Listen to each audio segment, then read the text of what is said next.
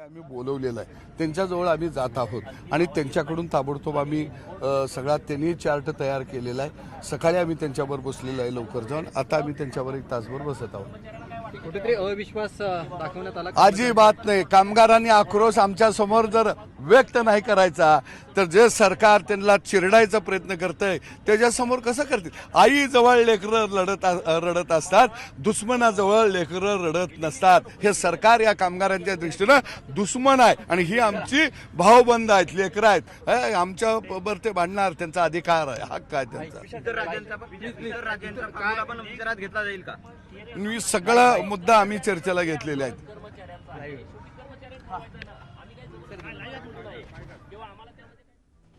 आणि ही दृश्य आहेत जेव्हा गोपीचंद पडळकर जायला निघाले। सकाळी कर्मचाऱ्यांच्या सोबत गोपीचंद पडळकर आणि बाकी सगळ्यांची चर्चा झाली आणि तुमचा योग्य प्रस्ताव असेल तर आम्ही देऊ, तुम्हाला मान्य नसेल तर आम्ही जाणार नाही, असं पडळकर यांनी म्हटलं होतं। राज्य सरकारसोबत कर्मचारी संघटनांच्या प्रतिनिधींशी चर्चा केल्यानंतर काहीसं संभ्रमाचं वातावरण आझाद मैदानात दिसत होतं। पगारवाढ देण्यासाठी तयार असून विलिनीकरणाच्या संदर्भातला समितीचा जो निर्णय येईल तो मान्य करू अशी भूमिका सरकारनं घेतली आहे। तर विलिनीकरणाच्या मागणीवर कर्मचारी ठाम आहेत। आज यावर बोलताना सदाभाऊ खोत यांनी विलिनीकरण हे न्यायप्रविष्ट आहे असं म्हटलं। तुमचा आमच्यावर विश्वास नसेल तर आम्ही थांबतो असं खोत म्हणाले। तसंच निर्णय तुम्ही घ्या, आम्ही चर्चेला जायचं की घरी, असं निर्वाणीचं मत खोत यांनी मांडलं। आणि यानंतर आझाद मैदानातलं वातावरण बदललं। तुम्हाला जर का हे आंदोलन पुढे करायचं असेल तर करा, आम्ही तुमच्या सोबत राहू। चर्चेला गेले तर अफवा पसरवतायत, पण जर चर्चा करायची नसेल तर काय करायचं हे सांगा, असंही आमदार पडळकर यांनी म्हटलं। आम्हाला दोन्ही बाजूंचा विचार करावा लागतो असंही पडळकर यांनी नमूद केलं। आणि यानंतर कर्मचाऱ्यांनी तुम्ही जाऊ नका यासाठी त्यांची वाट अडवली।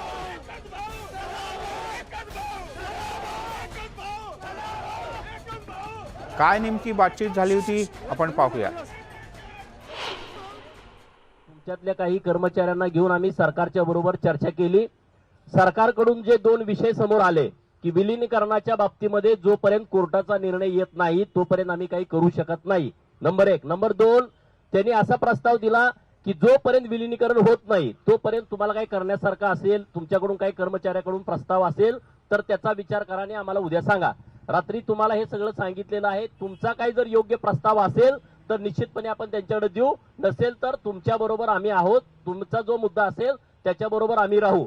पण जे काल 2 दिवसापासून चालू आहे, काय आम्ही काय कोणाची उचल घेतलेली नाही आणि तुमच्यात जो उद्योग चालू आहे, ज्यांनी काय भानगडी केलेत, आम्ही काय असंच इथपर्यंत आलेलो नाही, आम्ही काय लबाड्या करत फसवा करत आलेलो नाही। जे तुमच्या हिताचं असेल त्याच्या बाजूने आम्ही राहू। पण जर कुणी काय म्हणत असेल की अमुक झालं तमुक झालं, त्याची फिकीर करायची आम्हाला गरज नाहीये। आणि त्यामुळं तुम्हाला जे आंदोलन भाऊनी ज्या पद्धतीने सांगितलं, तुम्हाला जर हे आंदोलन पुढे चालू ठेवायचं असेल तर तुमच्या पद्धतीने डेपोमध्ये चालू ठेवा। तिथं तुम्हाला कुठं अडचण आली, काय आलं, आम्ही तुमच्या बरोबर आहोत। तुम्ही हे सगळं सारासार विचार करा। आमचं काही वैयक्तिक काम आहे सदाभाऊचा आणि मी, आम्ही एक अर्ध्या पाऊण तासात परत येतो। तुम्हाला जर वाटलं चर्चेला जायचं तर निश्चितपणे तुमच्यातलं शिष्टमंडळ चर्चेला जावा, आम्ही तुमच्यासोबत यायची आवश्यकता नाही। तुम्ही जरी जाऊन चर्चा केली सरकार बरोबर तरी आमचं काही दुमत असायचं कारण नाही। त्यामुळं तुम्ही सगळा सारासार विचार करा, डेपोतल्या लोकांशी बोला, सगळ्यांशी चर्चा करा। जे कर्मचारी म्हणतात त्याच्याबरोबर आम्ही या क्षणापर्यंत राहिलोय, पण सरकार बरोबर चर्चाच करायची नाही। चर्चेला गेलं तर काहीतरी अफवा उठवायच्या, असले उद्योग चांगले नाहीत। तुम्ही इथं 15 दिवस आम्ही थांबलोय, सरकार बरोबर बोलायचंच नाही तर मग काय तुमच्या बरोबर बोलू? तुमच्या हातात निर्णय आहे का माझ्या हातात निर्णय आहे? जे काय असेल ते आपण सरकारशी बोललं पाहिजे। सरकार काय जे बोलतंय ते तुम्हाला येऊन सांगितलं पाहिजे। जर चर्चाच करायची नसेल तर तसं तुम्ही स्पष्टपणे सांगा। आम्हाला त्यामध्ये काही पुढं करणं, त्यांच्याशी जाऊन बोलणं आमचा असला काही हेतू नाही। आमच्यावर विश्वास आहे का पहिला? मग जर विश्वास असेल तर सकाळपासून किंवा कालपासून ज्या पद्धतीनं काही लोक, आता हे तुम्ही जसं करताय तसं पुढे टाकणार, काही लोक असं टेप करतायत आणि आमच्याकडे परत टाकत आहेत। मग ह्याच्यावर बोलला त्याच्यावर बोलला, मग ते तो कोण गुजर आहे पैसे गोळा करून गेला 800 रुपये. आम्ही काही कुणाचे पैसे गोळा केलं, कुणाच्या पावत्या फाडल्या? मग जो गुजर पावत्या फाडल्या पैसे गोळा करून गेला तो जर क्लिपा टाकत असतील आणि जर दिशा बदलत असतील तर मग हा निर्णय तुम्ही घ्या. इथं बसायचं का घरी जायचं का चर्चेला जायचं हे तुम्ही सांगा, तसं आम्ही ठरवू. गोपीचंद पडळकर आपल्यासोबत आहेत. ज्या पद्धतीनं तुमचं कर्मचाऱ्यांना भाषण झालं, आज एक वेगळं रूप आम्हाला पाहायला मिळालं.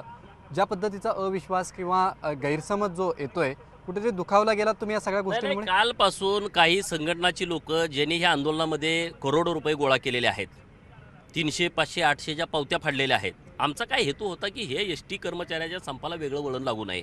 आमच्यावरती कुणी टीका टिप्पणी केली तर आम्ही त्या विषयावरती बोलत नाही, परंतु अनेक कर्मचाऱ्यांनी आम्हाला ते रेकॉर्डिंग ऐकवलं की काही लोक फोन करतायत त्यांना की हे राजकीय पोळी भाजून घेत आहेत अमकं तमकं. आणि आम्ही कार्यकर्ते आहोत, आम्हाला काय असले उद्योग फसवाफसवी करायची गरज नाही. त्यामुळे आम्ही आमची स्पष्ट भूमिका मांडली की जर तुमचा आमच्यावरती विश्वास नसेल तर आम्ही यातून बाजूला होतो आणि तुम्ही हे आंदोलन पुढं चालवा.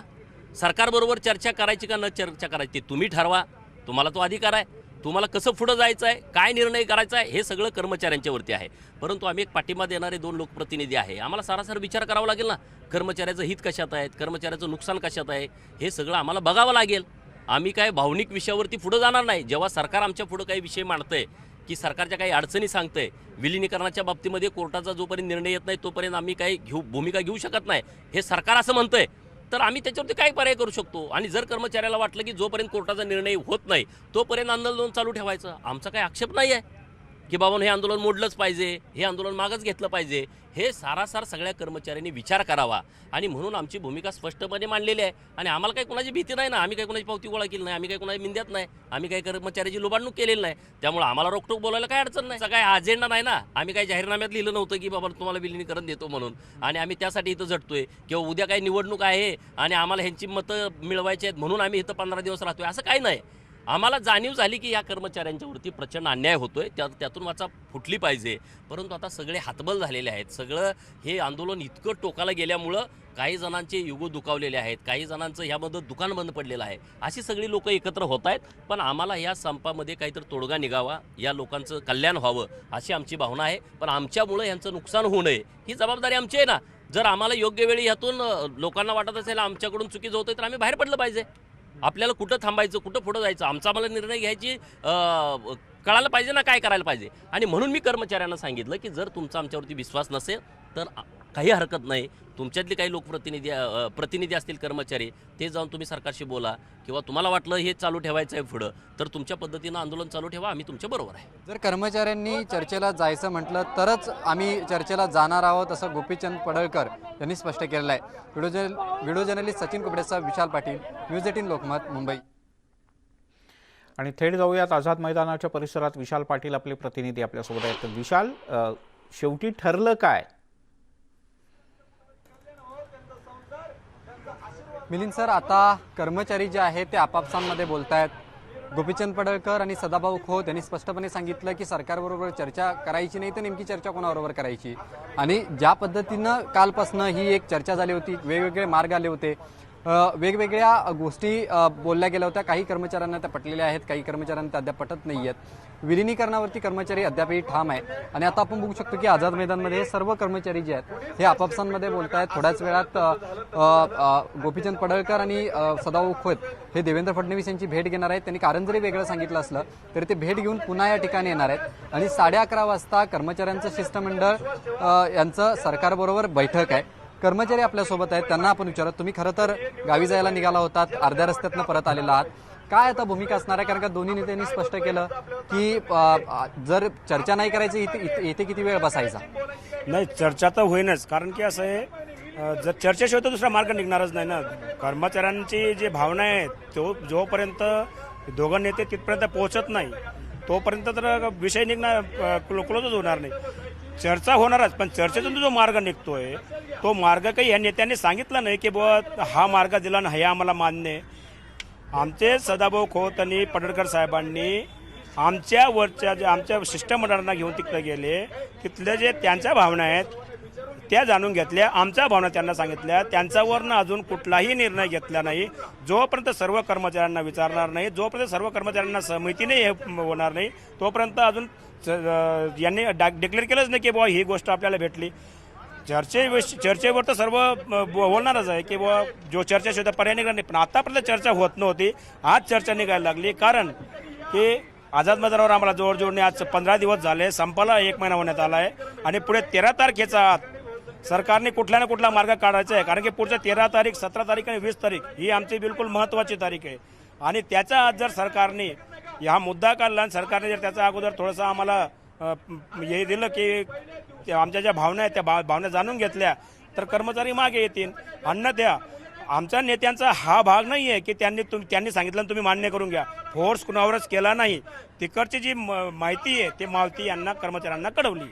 ज्या पद्धतीनं सदाभाऊ खोत, गोपीचंद पडळकर यांचं भाषणं झाली या ठिकाणी, त्यांनी असं म्हटलं की आम्ही काय इथे कोणाची उचलेगिरी करायला आलेलो नाही आहोत, किंवा जर तुम्ही म्हणाल तशाच पद्धतीनं जावं लागणार आहे. शेवटी आम्ही विरोधक आहोत. सरकारी पक्षाचा पण कधी कधी विचार करावा लागतो. ह्या वक्तव्यांकडे कसं बघताय एक कर्मचारी म्हणून? कारण का गेले 15 दिवस तुम्ही या मैदानात ठाण मांडून आहात. असं आहे सर, ह्या माणसांनी दोघांनी आपलं जीवाचं रान करून 15 दिवसापासून इथं ठिया मांडून घेतला आहे. पडळकर साहेबांनी स्वतः विलिनीकरणाचा लढा उचलला आहे. तर आपण कसं त्यांच्यावर शंका घेऊ शकतो की बुवा काही? आम्हाला शंकाच नाही. एक याची सुद्धा ऋणबरोबर सुद्धा शंका नाही आहे. ह्या लोकांमुळे सर्व कर्मचारी एकत्र आले. सदाभाऊ खोत, पडळकर साहेब, सदावर्ते साहेब आणि गुजर साहेब हे चारही आमचे एक आधारस्तंभ आहेत. आपण ज्यांना एक सत्यमेव जयतेचे आपण स्थान मानतो. गुजरांवरती सदाभाऊ खोत यांनी गंभीर असे आरोप केलेत. पावत्या फाडल्या, पैसे घेतलेले आहेत, असे आरोप केलेले आहेत. नाही, आरोपाचं काही नाही आहे. त्यांनी जे पावत्या फाडल्या नाही, ते पावत्या नाही फाडल्या. जे 80,000 कर्मचाऱ्यांचं जे एकमत आहे ते वकीलनाम्यावर त्यांनी दस्तखत केलं आहे. आणि हे 80,000 कर्मचाऱ्यांच्या वतीनं सदावर्ते साहेब कोर्टात बोलतील आणि कोर्टात हे 80,000 कर्मचाऱ्यांचं नेतृत्व करतील अशी ग्वाही त्यांनी दिली आहे. नक्कीच. खरं तर हे सर्व ST कर्मचारी जे आहेत हे आता आपापसांमध्ये चर्चा करताना आपल्याला पाहायला मिळतात. मिलिंद सर, ज्या पद्धतीनं हा लढा एक 15 दिवस चालू होता, काल बैठक झाल्यानंतर आझाद मैदानमधली परिस्थिती जी आहे ती आपल्याला काहीशी वेगळी पाहायला मिळाली. आणि त्यानंतर आज सदाभाऊ खोत आणि गोपीचंद पडळकर यांनी भाषणं केली. कुठेतरी आक्रमक असे दोघेही नेते होते. कर्मचाऱ्यांच्या बाबतीत ज्या मागण्या आहेत कुठेतरी आता हे किती दिवस ओढणार किंवा किती दिवस याच्या बाबतीत इथे बसून राहणार हा एक त्यांनी प्रश्न विशाल, पाठीमागे काही कर्मचारी स्टेजवरून बोलत होते, तर बरेचसे बहुसंख्य कर्मचारी हे समोर बसून ऐकत होते. नेमकी काय चर्चा झाली? आणखीन बरेच कर्मचारी तिथे आहेत, यांच्या काही असलेल्या कर्मचाऱ्यांच्या काही थोडक्यात प्रतिक्रिया आपल्याला मिळू शकतील? नक्कीच मिलिंद सर, आपण थोडा यांच्याशी बोलण्याचा प्रयत्न करूयात कर्मचाऱ्यांशी. कारण काय झालंय, या सगळ्या गोष्टीनंतर कर्मचारी बोलताना थोडासा धजावतोय. काय आता नेमकी तुमची चर्चा झाली या ठिकाणी? काय तुम्हाला सांगण्यात आलं? कर्मचाऱ्यांची तुमची अंतर्गत ही चर्चा होती. तर आमचं कामगाराचं नेतृत्व हे पडळकर आणि सदाभाऊ खोत करत आहेत. तर आम्ही एकच मुद्द्यावर ठाम आहोत विलिनीकरणाच्या. तर जो काही त्यांनी आमचा निर्णय घेतील तो त्यांनीच स्वतः घेतील, पडळकर साहेब सदाभाऊ खोत. आम्ही त्यांना शासनाचे प्रतिनिधी म्हणजे आमचे कर्मचाऱ्याचे प्रतिनिधी म्हणून शासनात दरबारी विचार मांडण्यासाठी पाठवलेलं आहे. आणि ते आमचा निर्णय, कर्मचाऱ्यांचा जो निर्णय आहे तो शासनापर्यंत मांडणार आहेत. आणि त्यांना असा एकतर्फी कुठलाही निर्णय घेतलेला नाहीत किंवा कुठल्या निर्णयावर तो विचार करून सांगितलेला नाही, काही नाही. आम्ही सांगणार आहेत. आम्ही ज्या पडळकर साहेबाला आणि सदाभाऊंना हेच सांगितले की कर्मचाऱ्याच्या हिताचा निर्णय म्हणजे विलिनीकरणाचा निर्णय फक्त चर्चेचा विषय झालेला आहे. चर्चा करून सांगणार आहेत आणि ह्याच्यामध्ये विलिनीकरणाशिवाय दुसरी कुठली चर्चा होणार नाही. कामगार हिताचाच निर्णय होईल असं त्यांना आम्हाला आश्वासन दिलेलं आहे. आणि ते आमच्यातर्फे बाजू मांडणार आहेत आणि ते काय सोडून वगैरे गेलेले नाहीत. म्हणजे संभ्रम नाहीये असं म्हणायचं? कर्मचाऱ्यामध्ये आणि सदाभाऊमध्ये किंवा गोपीचंद साहेबांमध्ये कुठलाही संभ्रम नाही, काय नाही. याच्यामध्ये अफवा पसरल्या जातात आणि विनाकारण कर्मचाऱ्यामध्ये दुपळी माजवली जाते. ह्याच्यामध्ये सर्व कर्मचारी एक आहेत आणि शेवटपर्यंत राहणार आहेत. इथं जरी संख्या कमी दिसली तरी डेपो पातळीवर 100% बंद आहे आणि 100% ते आमच्या पाठीशीच आहेत. काय नेमकी या ठिकाणी चर्चा झाली? काय सांगण्यात आले? या ठिकाणी काल जो सरकारने जो प्रस्ताव दिला त्याच्याशी सदाभाऊ खोत आणि पडळकर साहेब यांनी नेहमी बोलतात, मी कोणताही एकटा निर्णय घेणार नाही, मी कामगारात जाणार, कामगारांना विचारणार आणि मग निर्णय घेणार. तेच आज 11 वाजता बैठकीचं आमंत्रण असल्यामुळं ते कामगाराशी चर्चा केली.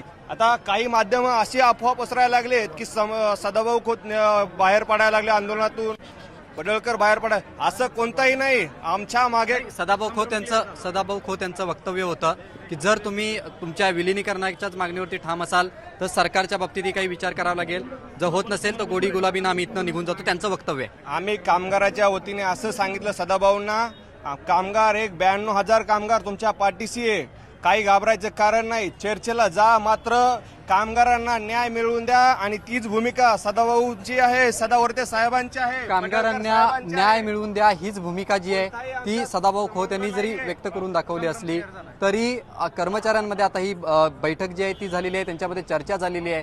बराचसा कर्मचारी जो आहे तो आझाद मैदानमधून परतीच्या प्रवासाला निघाल्याच्या बातम्या सुद्धा आपल्याकडे येत आहेत. मात्र सद्यस्थितीला आता शिष्टमंडळ सरकारसोबत काय चर्चा करतं 11:30 वाजता हे पाहावं लागणार आहे. त्यानंतरची आंदोलनाची एक पुढची दिशा जी आहे ती आपल्याला पाहायला मिळेल. मिलिंद सर. बरं विशाल, आपण अपेक्षा करूयात की हे सगळं संशयाचं धुकं दूर होईल, चर्चा होईल दोघांमध्येही, म्हणजे सरकारमध्ये आणि आंदोलकांमध्ये, आणि एक सन्मानजनक तोडगा निघेल आणि एसटीचा संप लवकरात लवकर संपेल. विशाल तुर्तास धन्यवाद या सगळ्या माहितीबद्दल. यासोबतच बुलेटिनमध्ये घेऊयात एक छोटासा ब्रेक, लगेचच परत येतोय.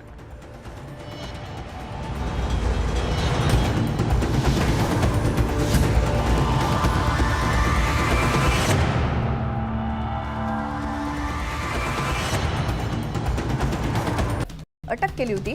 त्यांचं म्हणणं होतं की ते इस्रायलींवर हल्ल्यांच्या नियोजनात सामील होते आणि सैन्य किंवा इस्रायल डिफेन्स फोर्सेसद्वारे जारी केलेल्या फुटेजमध्ये इस्रायली सैनिक एखाद्या मालमत्तेवरती छापा टाकून अटक करत असल्याचं दिसून आलं. जेरुसलेमच्या जुन्या शहरातील फ्लॅश पॉइंट पवित्र स्थळाजवळ झालेल्या गोळीबारामध्ये हमासच्या बंदूकधारी इस्रायली व्यक्तीला ठार करण्यात आलं, तसंच इतर 4 जण जखमी झाले.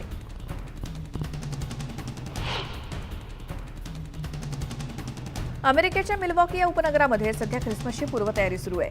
या निमित्तानं एक बँड पथक मिरवणूक काढत होतं. यावेळी एका भरधाव कारनं अनेकांना चिरडल्याचा धक्कादायक प्रकार समोर आलाय. मिल्वॉकी शहरात सुरू असलेल्या ख्रिसमसच्या तयारीमध्ये अचानक एक भरधाव कार घुसली. ही कार इतक्या भरधाव वेगात आली की त्याखाली किमान 5 जण चिरडले गेले. या सगळ्यांचा घटनास्थळीच मृत्यू झालाय. सुमारे 48 जण यामध्ये जखमी झाले. ही भरधाव कार डॅरल ब्रुक्स ज्युनियर ही 39 वर्षांची व्यक्ती चालवत होती. ही व्यक्ती याच शहरात राहणारी आहे, पण डॅरलनं समोर ख्रिसमसची तयारी सुरू असताना किंवा मिरवणूक सुरू असताना अशा बेदरकार पद्धतीनं कार का चालवली याचा तपास पोलीस करतायत. पूर्व बल्गेरियामध्ये सोमवारी एका नर्सिंग होमला लागलेल्या आगीमध्ये 9 जणांचा मृत्यू झाला. पूर्वेकडील रॉयट गावातील एका जुन्या शाळेच्या इमारतीला तात्पुरत्या रुग्णालयामध्ये रूपांतरित करण्यात आलं. ही आग संध्याकाळी 6 वाजता लागली. यामुळे सगळेच कर्मचारी जेवण तयार करण्यासाठीची तयारी करत होते. अग्निशमन निरीक्षक तेहोमीर तोटेव यांनी म्हटलंय की छतावरून ज्वाळा निघत असल्याचं दिसताच कर्मचारी तिथे पोहोचले आणि काही क्षणात मोठ्या प्रमाणात धूर यायला लागला. आणि बहुतेक रहिवाशांना सुरक्षितपणे बाहेर काढण्यात आलं. काहींना धुरामुळे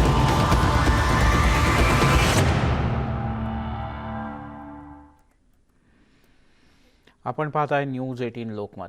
रत्नागिरी जिल्ह्यातल्या एसटी कर्मचाऱ्यांचा संप अद्यापही सुरूच आहे. आज संपावर तोडगा निघण्याची शक्यता निर्माण झाली आहे, पण विलिनीकरण या मुद्द्यावर कर्मचारी ठाम आहेत.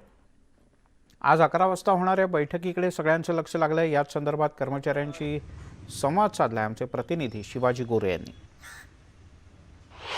काही तासातच एसटी कर्मचाऱ्यांच्या संपावरती तोडगा निघण्याची शक्यता आहे, परंतु कर्मचारी विलगीकरणाच्या भूमिकेवरती ठाम आहेत. माझ्यासोबत बोलण्यासाठी काही कर्मचारी जे आहेत आपण त्यांच्याकडून जाणून घेऊया नेमकी त्यांची काय मागणी आहे, कोणत्या भूमिकेवरती ते ठाम आहेत. मला सांगा, आज बैठक होणार आहे, त्या बैठकीवरती तुमचं भवितव्य अवलंबून आहे. काय सांगाल तुम्ही, कोणत्या भूमिकेवरती तुम्ही ठाम आहात? आमचा एकच मुद्दा आहे की विलिनीकरणावर आम्ही ठाम आहोत. जेणेकरून आजपर्यंत इथून मागे असं समिती नेमल्या, हे झालं ते झालं, तरी त्यांनी कधी आजपर्यंत विलिनीकरण केलं नाही. पण आमची एकच मागणी आता ठाम आहे आम्ही की विलिनीकरणाशिवाय आम्ही माघार घेणार नाहीत. संप कालावधीमध्ये काही कर्मचाऱ्यांचं निलंबन झालं आहे, त्यांच्यावरती अन्याय झाला आहे का? काय तुमची भूमिका असणार आहे? यांनी जबरदस्तीने मनमानी कारभार करून निलंबन केलेलं आहे. आमचा एकच मुद्दा आहे असा की आम्हाला एस टी शासनामध्ये विलिनीकरण घ्यायलाच हवी होती. आतापर्यंत पाठीमागं निकाल लागायला हवा होता, पण यांनी शासनाने आतापर्यंत दखल दिलेली नाही त्याच्यामध्ये. आमचे एवढे 42 बांधव आमचे मृत पावलेत, फाश्या घेतले यांनी. आणि आम्ही असा हा संप आहे की जोपर्यंत आमचं विलिनीकरण होत नाही तोपर्यंत आम्ही या भूमिकेवर ठाम आहेत. आणि दुसरा मुद्दा म्हणजे जे आमचे बांधव पूर्ण महाराष्ट्रामध्ये जेवढे बी काय निलंबन केलेलं आहे, काही जणांना सेवा समाप्तीचे आदेश दिलेले आहेत यांनी, हा मनमानी कारभार केलेला आहे यांनी. हा डेपो लेवलला केला, विधावरून पण ह्याला आदेश आलेत किंवा नाही आलेत आम्हाला माहीत नाही, पण यांनी निलंबनाचे आदेश सोडलेले आहेत. दुसरा मुद्दा असा की आमचा जोपर्यंत आम्ही ज्यांनी जरी विलिनीकरण केलं आमचं, तरी जोपर्यंत आमच्या निलंबन केलेल्या सेवा समाप्ती केलेल्या कर्मचाऱ्यांना जोपर्यंत कामावर घेणार नाहीत, जोपर्यंत यांचे आदेश उठवणार नाहीत, तोपर्यंत आम्ही हा संप मागे घेणार नाहीत. कर्मचाऱ्यांचं निलंबन झालंय, त्यांना त्यांचं निलंबन रद्द करावं, आम्हाला न्याय द्यावा अशी भूमिका आता कर्मचाऱ्यांमधून घेतली जाते. परिवहन मंत्री अनिल परब यांच्या समवेत आज बैठक आहे. या बैठकीकडे सर्व कर्मचाऱ्यांच्या नजरा लागलेल्या आहेत. परंतु निर्णय कोणताही हो, परंतु जोपर्यंत विलिनीकरण होणार नाही तोपर्यंत आम्ही मागे हटणार नाही अशी भूमिका आता कर्मचाऱ्यांमधून घेतली जात आहे.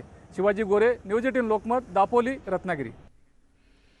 आणि या क्षणाची एक मोठी बातमी हाती येते, ती म्हणजे एस टी कर्मचाऱ्यांच्या आंदोलनाचं नेतृत्व करणारे सदाभाऊ खोत आणि गोपीचंद पडळकर हे दोघंही भाजपचे ज्येष्ठ नेते आणि विरोधी पक्षनेते देवेंद्र फडणवीस यांच्या भेटीसाठी त्यांच्या या सागर या बंगल्याकडे निघालेले आहेत. थोड्याच वेळात देवेंद्र फडणवीस, सदाभाऊ खोत आणि गोपीचंद पडळकर यांच्यामध्ये चर्चा होईल.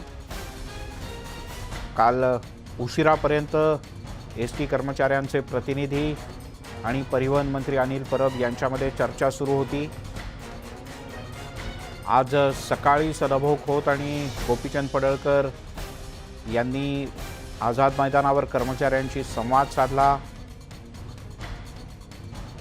आणि आज सकाळी 11 वाजता बैठक आहे पुन्हा एकदा परिवहन मंत्र्यांसोबत.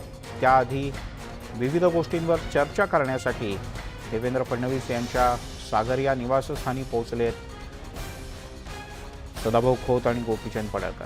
तिकडे रत्नागिरी जिल्ह्यामध्ये एस टी कर्मचाऱ्यांचा जो संप सुरू आहे त्यामुळे सर्वसामान्य प्रवाशांचे हाल होत आहेत. विशेषतः ग्रामीण भागातल्या जनजीवनावर याचा मोठा परिणाम झाला आहे.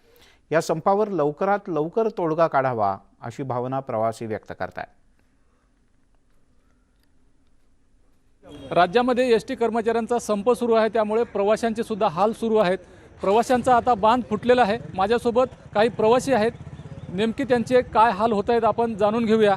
काका, मला सांगा, तुम्ही ज्येष्ठ नागरिक आहात, एस टी बंद आहे, तुमचा कसा प्रवास करताय? एस टी बंद असल्यामुळे आमचं जीवनच बंद होण्याची वेळ आलेली आहे. सध्या सर्वसामान्य कुटुंबात अत्यंत हालाकीची परिस्थिती चालू असल्यामुळे एस टी नसेल तर सर्वच गोष्टीचे व्यवहार लोकांचे थांबतात. जाण्या येण्यापासून तर उदरनिर्वाहापासून ते कामधंद्यापासून. मी दापोली तालुक्यापासून 4 किलोमीटर माझा गाव आहे, खेर्डी गावाचा मी रहिवासी आहे. तिथून मला चालत यायला 1 तास तालुक्याच्या ठिकाणी लागतो. खाजगी वाहनांच्या पाठीमागे गेलो तर भरमसाठ लूट होते, त्याच्या पण शाश्वती कोणाची नसते, कुठे वाहन मिळेल की नाही. पण एस टी महामंडळामध्ये मान्यवर आणि माननीय शरद पवार साहेबांनी पर्टिक्युलरली आतापर्यंत त्यांचा जो इतिहास आहे की सरकारी कर्मचारी लोकांसाठी जाणता राजा म्हणून त्यांनी बऱ्याचशा लोकांचे हे केलेलं आहे. शरद पवार साहेबांनी अन्य मारावर त्वरित संप मिटवावा आणि कामगारांच्या रास्त मागण्या ज्या आहेत त्या त्वरित मान्य करून प्रवाशांना आणि ग्रामस्थांना, गोरगरिबांना न्याय मिळवून द्यावा अशी आमची नम्रतेची विनंती आहे. दादा, विद्यार्थी म्हणून काय सांगशील? विद्यार्थी म्हणून सांगायचं झालं तर आता ग्रामीण भागामध्ये आता एस टी आणि ज्या ग्रामीण शाळा आहेत त्या आता 2च वस्तू आहेत ज्या गरिबाच्या मोफतच्या राहिलेल्या आहेत. त्याच्यामध्ये पण एस टीचा संप हा लगातार सुरू आहे. तर सांगायला जातं असं की आता मी वराडकर कॉलेजला येतो, माझं गाव 15 किलोमीटर लांब आहे. तर मला जेव्हा एस टीने यायचो त्या टायमाला माझा महिन्याचा पास 400 रुपये होता, सवलत भेटायची 100%. पण एस टी बंद झाल्यामुळे मला खाजगी वाहनांचा प्रवास करावा लागतो, त्यासाठी मला दिवसाला 60 रुपये मोजावे लागतात.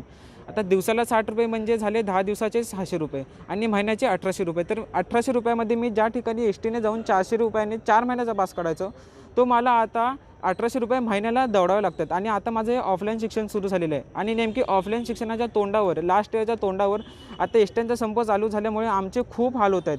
कारण लास्ट इयर पुढे कसं करायचं? आम्ही आता मध्यम वर्गातली, शेतकरी वर्गातली मुलं आहोत, आम्ही 1800 रुपये कुठनं आणणार महिन्याने? तर यांचा आम्हाला जाब पाहिजे. त्याच्यासाठी शासनाने लवकरात लवकर एस टीचा संप मिटवला पाहिजे.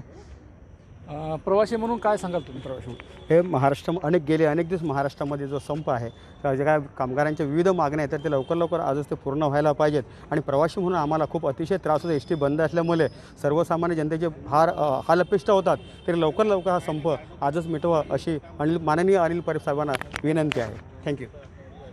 एस टीचा संप सुरू आहे, कर्मचाऱ्यांचे हाल सुरू आहेत, परंतु दुसरीकडे सुद्धा प्रवाशांचे मोठ्या प्रमाणामध्ये हाल सुरू आहेत. आता प्रवाशांचा सुद्धा बांध फुटलेला आहे.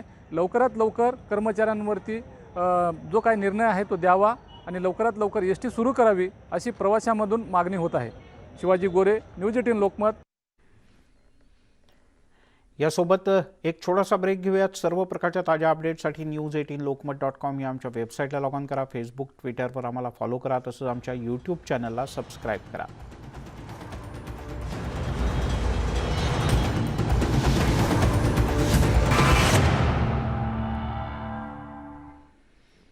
आपण पाहताय न्यूज 18 लोकमत. आणि आता वळूयात एका मोठ्या बातम्याकडे. बातमी गंभीर आहे. गंभीर म्हणजे गौतम गंभीरबद्दलची आहे. गौतम गंभीरला जीवे मारण्याची धमकी आली. ICC या संघटनेकडून गौतम गंभीरला धमकीचं पत्र आल्याचं कळतंय आणि गौतम गंभीरनं या संदर्भातली तक्रार थेट पोलिसांच्याकडे नोंदवली आहे. दर्यागंज पोलीस स्टेशनच्या परिसरामध्ये गौतम गंभीर राहतो आणि त्याच्या DCPंच्याकडे या संदर्भातली तक्रार नोंदवण्यात आली आहे. गौतम गंभीर हा भारताचा माजी क्रिकेटपटू आहे. आंतरराष्ट्रीय स्तरावर भारताचं क्रिकेटमध्ये त्याने नेतृत्व केलं. एवढंच नाही तर गौतम गंभीर सध्या दिल्लीमधून भाजपचा खासदारसुद्धा आहे. याच गौतम गंभीरला ISIS काश्मीर या नावानं जीवे मारण्याची धमकी देणारं एक पत्र आलं आणि या संदर्भातली तक्रार गौतम गंभीरनं दिल्ली पोलिसांकडे लिखित स्वरूपात दिली आहे. ही या क्षणाची सगळ्यात मोठी आणि महत्त्वाची बातमी. भाजपचा खासदार आणि देशाचा माजी क्रिकेटपटू गौतम गंभीर याला ISIS काश्मीर असं लिहिलेलं एक धमकीचं पत्र आलं आहे आणि या धमकीच्या पत्रामध्ये गौतम गंभीरला जीवे मारण्याची धमकी देण्यात आली. गौतम गंभीरला हे पत्र मिळताच त्याच्या घराच्या परिसरातली सुरक्षा व्यवस्था मोठ्या प्रमाणात वाढवण्यात आली आहे.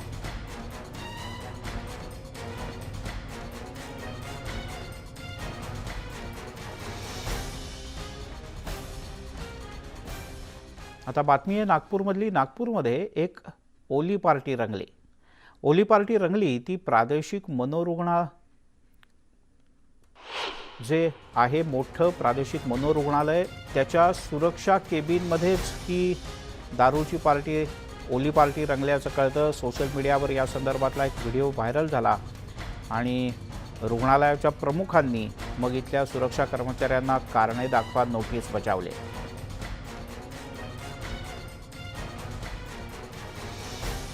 बातमी नागपूरमधली आहे.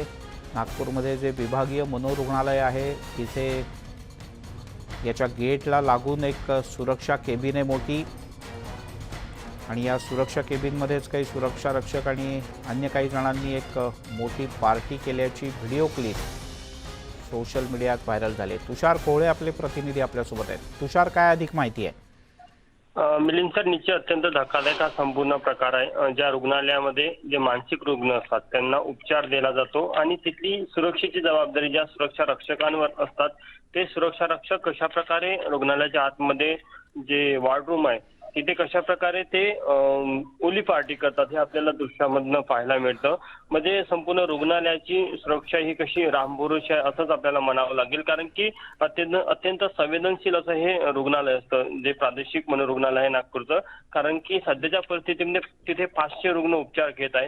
यासोबत तिथे त्यांच्यावर उपचार करणारे डॉक्टर आणि नर्सेस यांच्या सुरक्षेची जबाबदारी देखील याच सुरक्षा रक्षकांवर असते. मात्र ते त्यांची जी गार्ड रूम आहे त्या गार्ड रूम मध्ये ही ओली पार्टी करताना सापडलेले आहेत. तर या संदर्भात जे तिथले वैद्यकीय अधीक्षक आहे पुरुषोत्तम मडावी यांनी या सर्व कर्मचाऱ्यांना कारण दाखवा नोटीस बजावलेली आहे आणि कदाचित आज उद्यामध्ये त्यांच्यावर कारवाई देखील होऊ शकते. मात्र हा संपूर्ण प्रकार जेव्हा पुढे आला तेव्हा निश्चितच त्या सुरक्षेचे म्हणजे त्या रुग्णालयाच्या सुरक्षेचे प्रश्न उपस्थित झाले.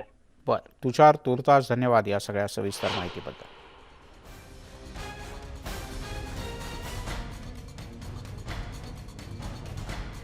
यासोबतच मुद्दा महाराष्ट्राचा मध्ये एक छोटासा ब्रेक, लगेचच परत येतोय.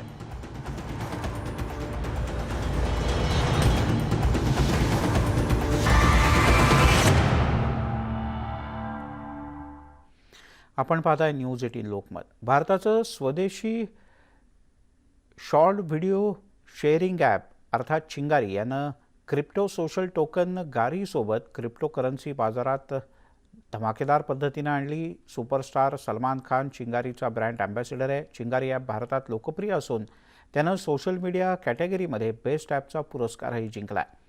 चिंगारी ॲप फक्त कंटेंट क्रिएटरमुळे नाही तर दर्शक, ॲडव्हर्टायझर आणि डेव्हलपर्समुळे सुद्धा यशस्वी आहे. गारीचा वापर भविष्यामध्ये इन ॲप करन्सीसोबतच गव्हर्नन्स टोकन म्हणून सुद्धा होऊ शकतो. याबद्दल आपण अधिक जाणून घेऊयात पल्लवीकडून.